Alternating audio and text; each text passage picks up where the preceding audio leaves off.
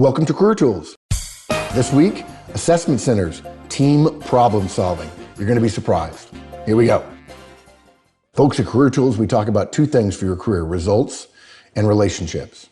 And our Effective Relationships product is about exactly that. How to get better results by having better relationships. If you've ever worked with someone who irritated you, if you've ever worked with someone who you just naturally click with, that's probably because your profiles were very different or very similar.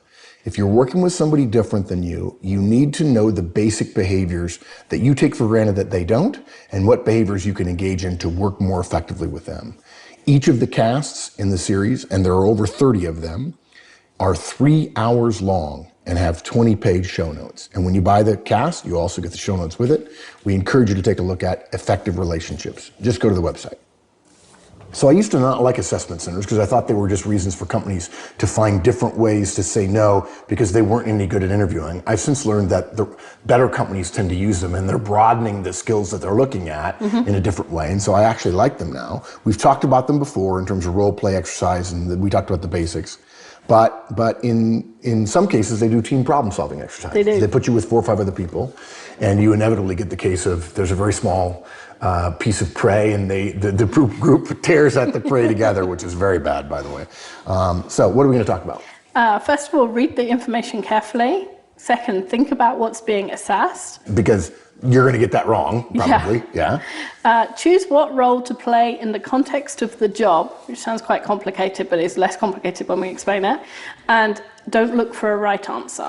Yeah, too many people spend too much time looking for a right answer. And we're going to recommend some specific behaviors here around interacting with others, which is a huge part of the assessment that nobody ever seems to worry about. Okay, you said read the information carefully, right? Now, I assume part of that is because it's just, you get it right away, you're timed, and people are rushing through it. Yeah, often you get like 5 minutes just to read the instructions, or 10 minutes, depending on how long they are. And like every test you've ever taken, your brain's thinking, I have to do well, and it's not concentrating on what's written down. So just taking a breath and reading the instructions carefully. By the way, one of the things I learned from one of my mentors in the military was, if you're under pressure and the guidance is take a breath, what you should do is tell a joke to yourself. You could make a joke, a self-deprecatory joke along the lines of, oh great, no time at all. And make yourself laugh, because laughter is actually good for cleansing your mind of other thoughts. And it may in fact introduce some levity with the group as well. Don't do this if you don't know how to tell jokes or you can't tell a good one-liner, but I do it all the time. I say, okay, here we go. Good luck, right? And try to get a laugh simply to cleanse your mind a little bit. Okay, Go ahead. Most of the assessment centers, these kind of exercises don't have something in there to trip you up. Yeah. There's no deliberate sort of piece that's there to make you go wrong, but there are assumption traps. There are things where you may assume something because you haven't read it carefully enough, and that may lead you down the wrong path. You and I laughed recently when we saw a story about they were doing a test to see how well resumes went, and a resume was perfectly crafted for a particular job from somebody who'd done the job and had been brilliant at it. And at the very last line of the resume said something like, this resume is completely fake, call me if you got this far. And very few of the HR people did. By the same token, many people have heard the joke about the test instructions would say at the very end, now that you've read through the instructions, do nothing further until the instructor tells you what to do next. Don't engage in the exercise. That's not going to happen here, folks. They're not trying to do that.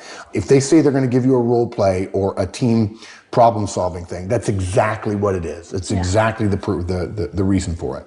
Now, it says here, don't take too long to read. You're given 5 to 10 minutes. Actually, in my experience, it's almost always been 5. And the first thing I say is read through it at a high level one time. As quickly as you can. Now, I know some people are fast readers, some people are slow readers. I happen to be a fast reader, but read through it all the way through real quickly one time so you can get a sense of the parameters of the game you're playing.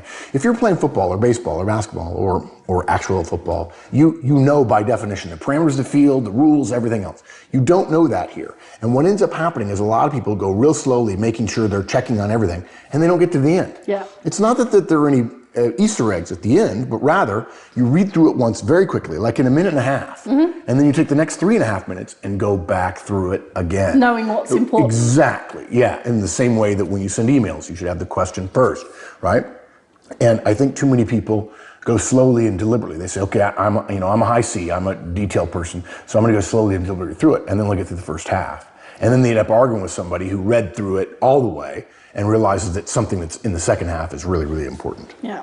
So one of the things that will help you here is wearing a watch. Clearly you won't be, especially if there's no clocks in the interview room, which sometimes there aren't, you have no idea how much. And they won't give you 5 time minutes, hacks. No. You will have no idea how long 5 minutes is. You're saying they're going to be nervous and so their sense of time will be messed up? Yeah, really? absolutely. Are you not that confident about the people who listen to us? Really? And you're also saying wear a watch. I thought we said that one time that everybody should wear a watch. So we did. Everyone is wearing a watch, right? That's what I see all the time. Everybody wears a watch. Oh my gosh, no one. No one wears a watch. And there's something worse than that, guys. Some of you are listening right now and kind of going, well, Mark's old, and he wears a watch because old people wear watches. Yeah, I know. It's funny. Every billionaire I know wears a watch. But in addition, you're thinking, I have my phone. Well, there's several factors here to consider. One is you may not have your phone because your phone is web enabled, probably if it's a smartphone. And that means you would be cheating if you looked at your phone to try to look up an answer. Secondly, they may take your phone away from you for that very reason. They may also take away the phone so that you don't have the phone as a clock. And I'm amazed at the number of times there's nobody in a group that has a watch. And when you realize that nobody has a watch, when you ask does anybody have a watch and nobody does, the anxiety level goes way up. Yep. And so if you have a watch, you say right away when you're starting, I have a watch, right? Yeah. Absolutely. And by the way, if you have a watch and they give you 5 minutes, at 4 minutes in, say, hey guys, we got 1 more minute, right? Yeah. Because part of this is a team problem solving. Yeah, that's the thing. Even though this is a competition for the job, the essence of this is to show that you can be part of a team, and that means helping other people. Yeah, I wrote somewhere once that it's okay to be competitive in the workplace, but let's remember you should know your competitors and respect them, because what you're competing for, you're not competing against your competitors, you're competing for the customer. And it's just a fundamental mind shift. So if you have a watch, if you had the watch and you looked at your watch and you knew how much time you had and you didn't say anything to anyone else, if I was watching, I'd consider that be withholding information from your teammates. Yeah, I'd minus that. Okay, good. Yeah. Okay. Yeah, that's a phrase I've used. I'd minus that. Boom, right there. Yeah. Okay. Okay, and then the other thing, if you haven't, sometimes you're forbidden from doing this. But if you haven't been, take out your pen and underline the important bits. Wait. You focus. You're telling them they should have a pen? Yes, you should have a pen. So in other words, if they're wearing a suit, which of course they would be because we've said that once. Actually, we've said it 1 billion times. Then you would just reach into your coat pocket and you'd pick out a thing. And I'll tell you a story very briefly. I was at a conference recently and somebody said, Mark, I got a job. Actually, and the reason I'm here is because I got this job with this company because of the interviewing series. And he said, I was very surprised in the interviewing series where you talked about the fact that suit coat pockets are not sewn shut on purpose. That I think we talked in the interviewing series about the fact that they're tacked shut so that they will lay flat on the shelf and they won't get messed up. It won't start to bag if it sits on the shelf. It sits on the rack for a while. But in fact, one of the first things you do when you buy a suit is you stick a knife down there. You take out the tacking stitches, and therefore you can use it. And I've had hundreds of people say to me, no, on this suit, they're not actually pockets. Yeah, actually, they are. And that's where your pin goes, by the way. Yeah. Okay. Absolutely. Good. Yeah. So, and the other good thing about being able to underline, if you're allowed to, is it does help you concentrate and that second track in your brain of oh my gosh, I've got so much time, I must do well, all that stuff. It does help you concentrate and kind of get over that. Yeah. Okay. Good. Now you're saying think about what's being assessed. Yeah. And I would say think about it, but it's actually easier. Just listen to what they tell you, right? I mean, that's a good one. This is a test of your ability to work in a team. Yes. Yeah. and we'll talk more about what those behaviors are in just a minute. But one of the first things you do is listen carefully to what they say, but then you also recommend reading carefully. Yeah, and what you need to do is read the scenario, but also at the same time be thinking about the job that you're applying for, that you're interviewing for, because there are certain skills that you know are in the job that they may or may not be testing for in this scenario. If you're going to an all-day thing, different things are tested in different activities, but communication skills are always being assessed.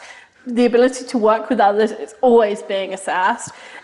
It may be that this is a logical, rational type problem, in which case it's logical and rational, and you need to show that. But you've got to kind of think of it as a context so that you know what behaviors you're going to display in the active part of the session. And a phrase, generally, folks, we'll try to pepper this cast with plenty of examples of phrases to say, because you thinking through the answer in your head and having a perfect answer, until you verbalize the answer, which, by the way, we wouldn't recommend you do, you're getting no credit for that. It has to. You have to actually behave. And a phrase that doesn't help you is "I know this," or "I've done this," or "I've seen this." Okay, that doesn't help, because then they perceive you as taking charge, which, again, leadership is something that usually is not being assessed. If you're being assessed as a leader, they're going to probably give you some psychological tests, and they're going to interview you in grueling one-on-one interviews. But saying "I've got this," or "I know this," or "I've seen this before" isn't helpful. It seems braggadocio. Rather than it completely dismisses everybody else's input. Everyone else. And you're being tested for being a team, and dismissing everyone else's is... If you were going to say something generic to start after you made the self-deprecatory joke in order to relax yourself and perhaps others, you would say, "We can do this." Or you could say, "This is going to be fun," right? But not, "I've got this, I know this, I've seen this, I can do this." In fact, generally speaking, you want to be careful about the amount of I's you throw out there. "We can do this," or "This is going to be fun." Neither one of those have I, but "I've seen this, I know this, I've done this." All those are about you. Absolutely. Okay? Yeah, so you're saying leadership is not being assessed, so you don't have to be the leader. You don't have to try to be the one in charge. And you don't have to do what my dad would call bossy boots thing of allocating everybody a job and organizing people and telling them what to do. Is probably too much in one of these team things. On the other hand, you don't want to be the shrinking violet. If nobody is volunteering to be the person who writes on the whiteboard, volunteer. Right.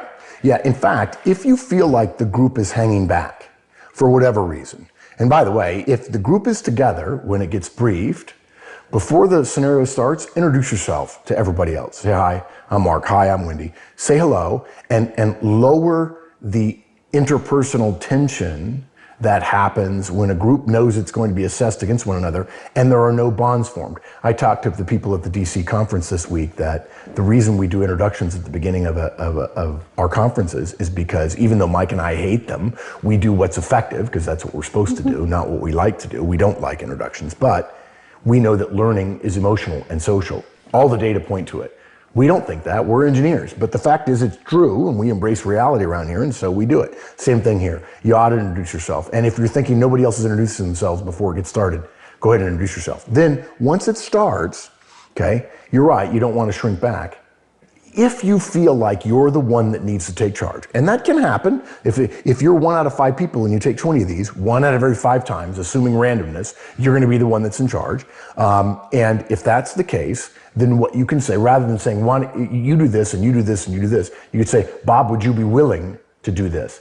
Does someone have good handwriting that they could be the whiteboard person? Or would someone be willing to take notes?" Okay? And if you ask, would someone be willing to take notes, in a pleasant tone of voice, and nobody says anything, what you say is, "Well, okay, I'll do that. That's fine." And frankly, if you then said, "Would anyone be willing to kind of keep track of time," if you're not the one with the watch, and no one volunteers, you're going to get credit for asking those questions in a way that's solicitous rather than being in charge. But if you say, "I need somebody to volunteer for time, I need somebody to take notes, I need somebody to do this, would you do that?" point blank to people, you're going to end up being perceived, as your dad would say, as bossy boots. Yeah. Okay, good. And you high Ds, you're going to want to take charge. And the solution is not always to take charge. Yeah. Okay?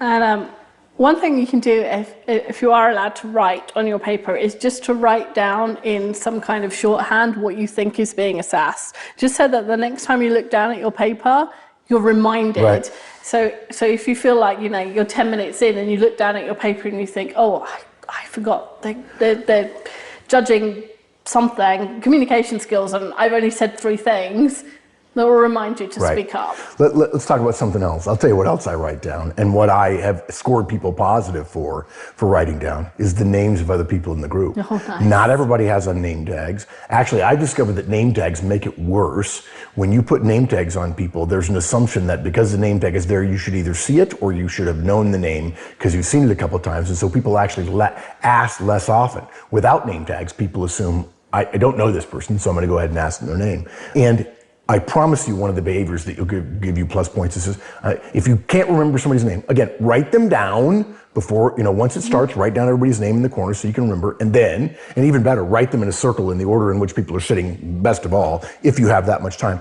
If you can't write them down, or if it's against the rules, or you forget to do it, if you forget someone's name, say, I'm so sorry, I've forgotten your name. And we have an entire podcast about that, by the way.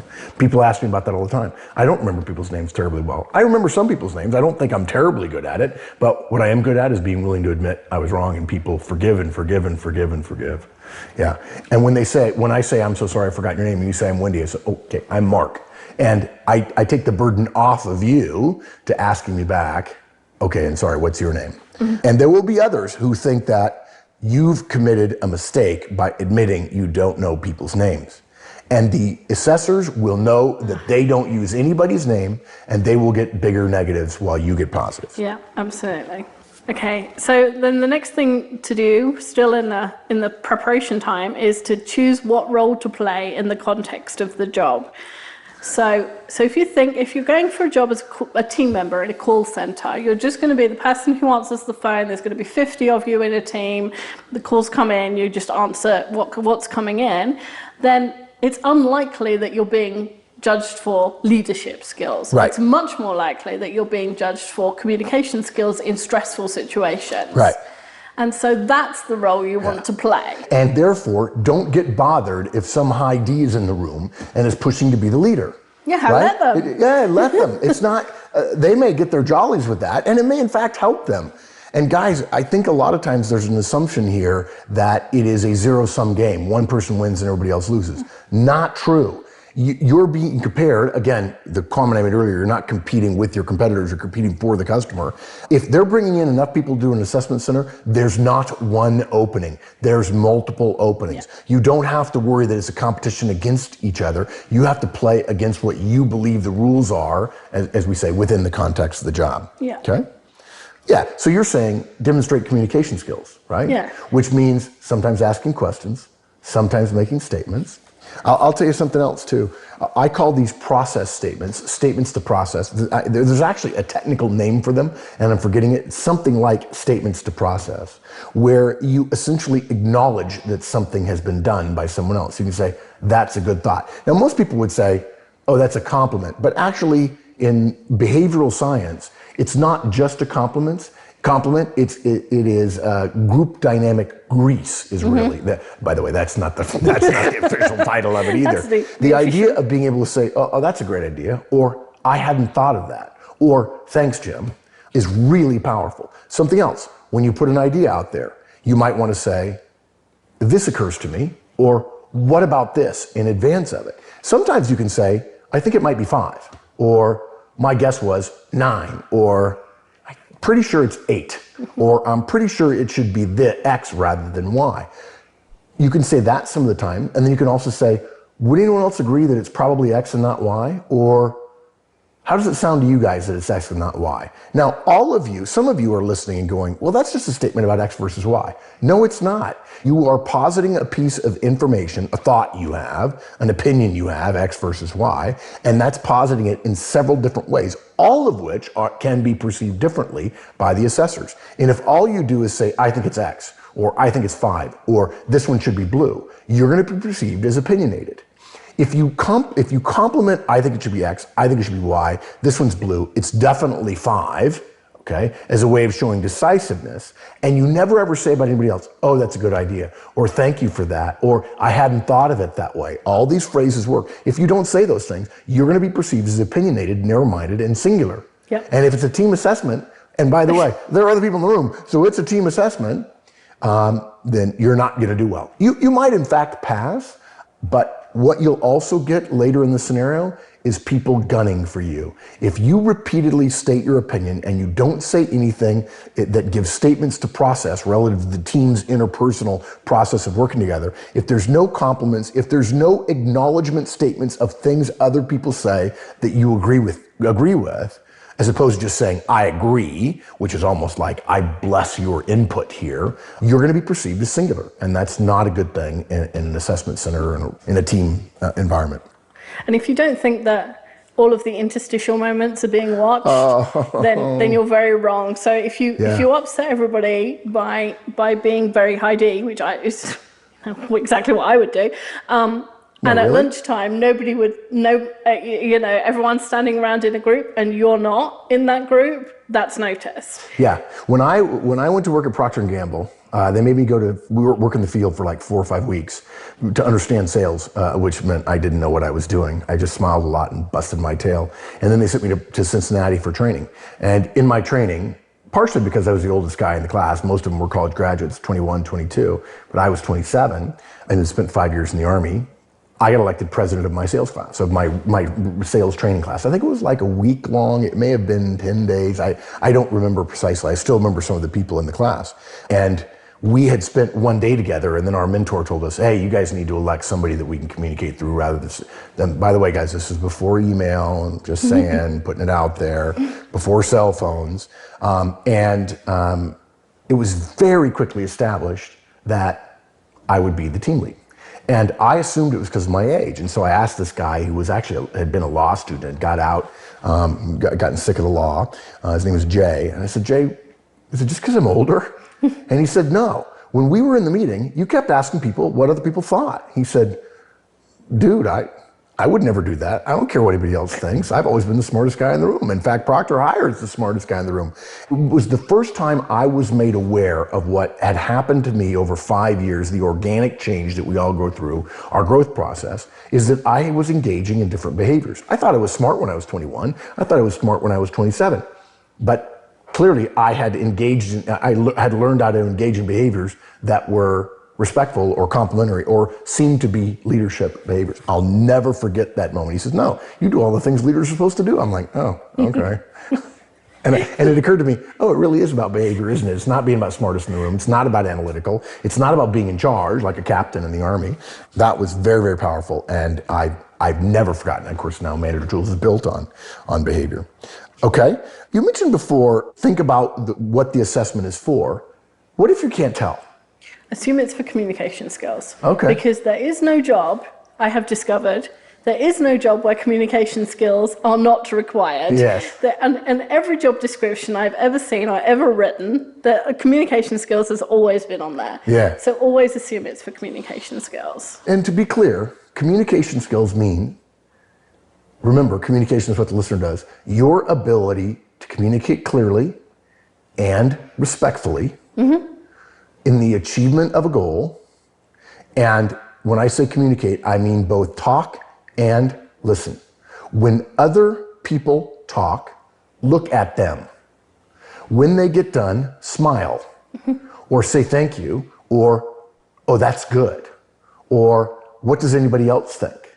I've always seen when you're in a group, particularly if you're sitting around a round table, it's a bit like passing a medicine ball between one another or sliding something back and forth. Some companies sometimes, when they have meetings where they want to hear from everybody, they actually have to pass a tennis ball back and forth. I think that's a little much. I think it's a little too physical and it takes away from the flow of things and you lose the ability to kind of, not necessarily hijack, but piggyback on somebody else's good idea. And I'll tell you what communication skills also are. Not interrupting. It's okay to interject, and if you don't know what the difference is, an interjection is something that the person who is already speaking doesn't feel obligates them to stop talking. So you could say, oh, that's great.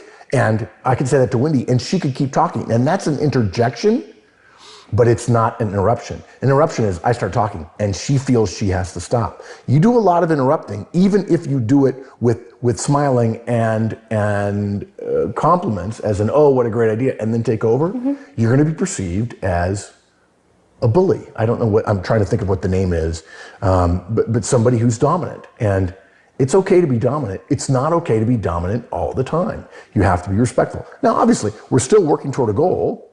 And my weakness, of course, would be talking too much, obviously. And I should And be mine would be sensitive. interrupting. Yeah, well, and mine too.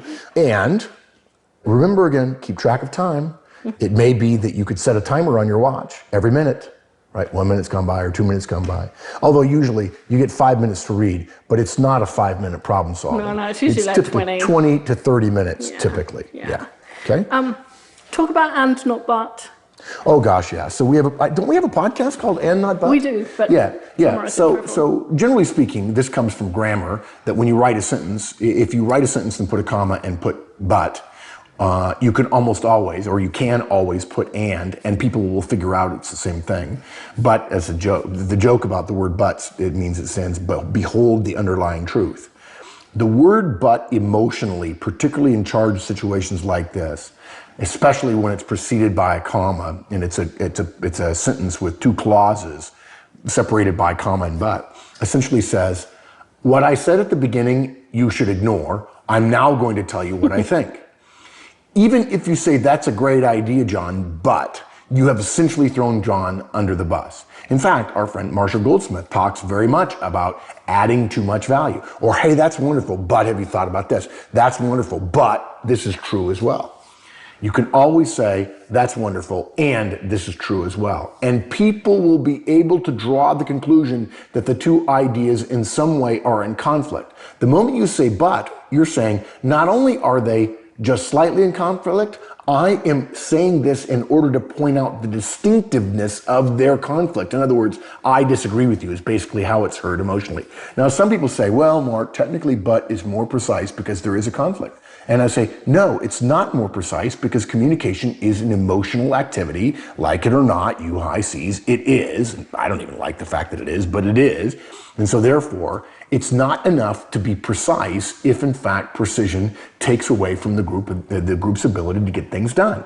So therefore, anytime you're going to say but, you have to say and frankly, even if you slip once, but you say and 3 or 4 times, you're going to get bonus points for it's okay to disagree. Guys, it is okay to disagree. It's totally fine. I've told this story recently 3 or 4 times about how people think of the military as being way too, everybody's got to be in lockstep. But Mike and I, when we were young officers, sat in a meeting with when we were lieutenants, sat in a meeting with a bunch of colonels and captains and majors and a lieutenant colonel, and we were expected to have opinions. And those opinions were not supposed to be the same. We were supposed to bring our own thoughts to the table, and sometimes we were educated afterwards about how stupid we were, but we were expected to tell people what we thought. And then we would talk about it, and if your idea was the best one, other people were smart enough to go, I don't care who he is, that's the best idea in the world.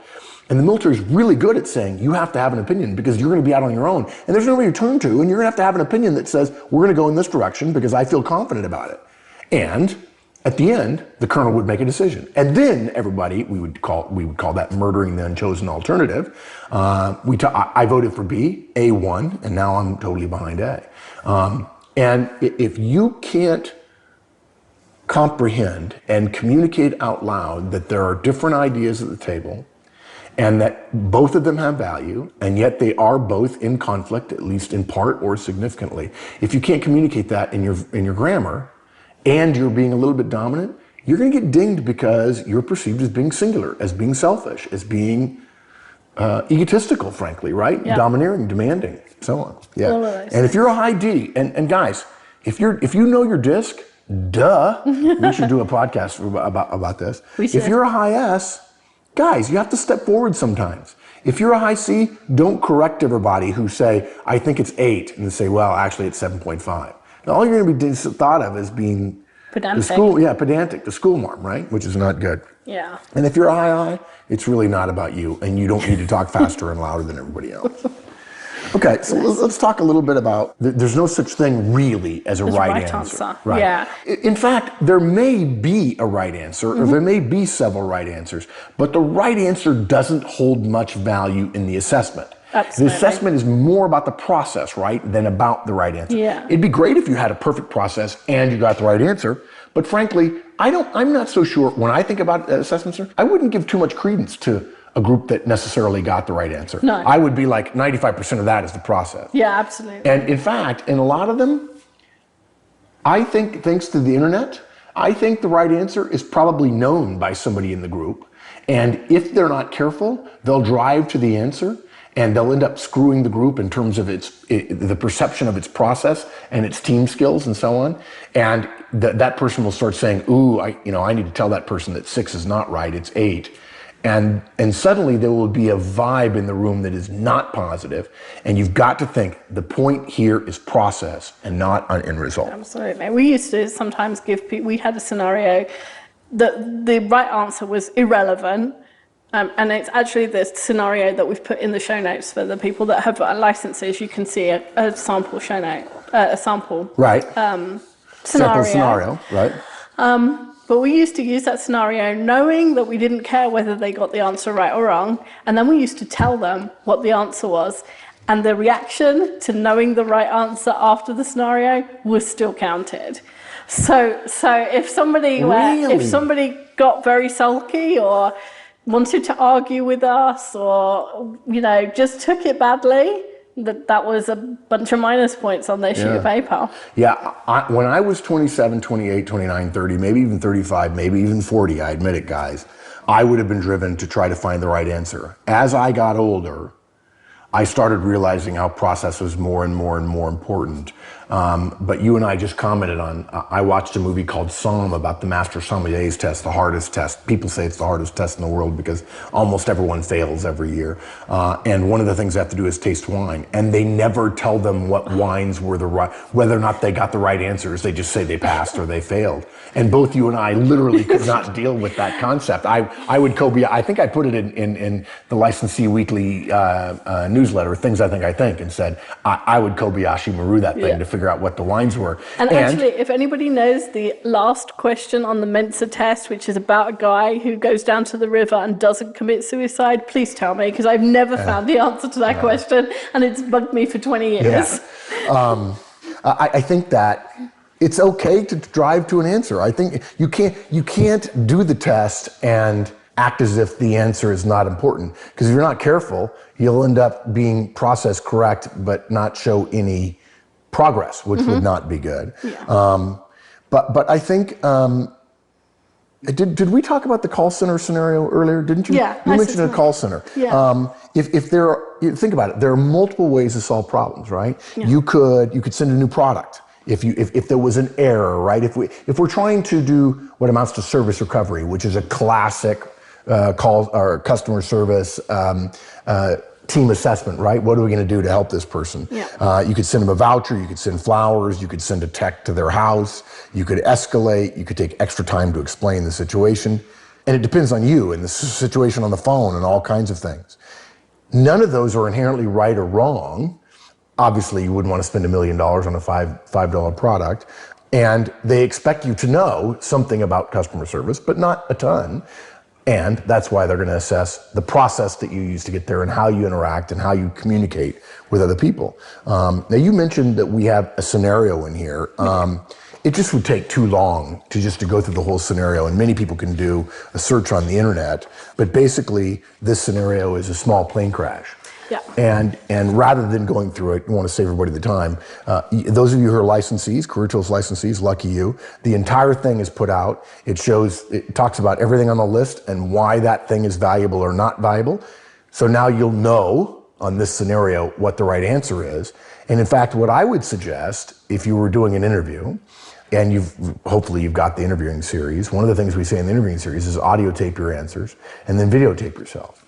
I'll tell you what I would do. I would give this scenario out and I would put up a video camera and I would get 3 or 4 of my buddies and I would have interaction. Absolutely. And don't tell your buddies anything other than you're helping me prepare for an assessment center. And one of them will be a jerk and one of them will be laid back, and tell them, look, be yourself, right? Do what you would do in an interview so that I can get used to dealing with a high D or a high S or a high C or whatever it might be. Yeah. And I can engage in the right behaviors. And then you guys don't need to watch, but I'll watch myself on the videotape afterwards. That's an awesome idea. Wouldn't that be? And it would be so, and it's 30 minutes. And look, I'll buy the beer, right? Yeah. Or I'll buy the wine.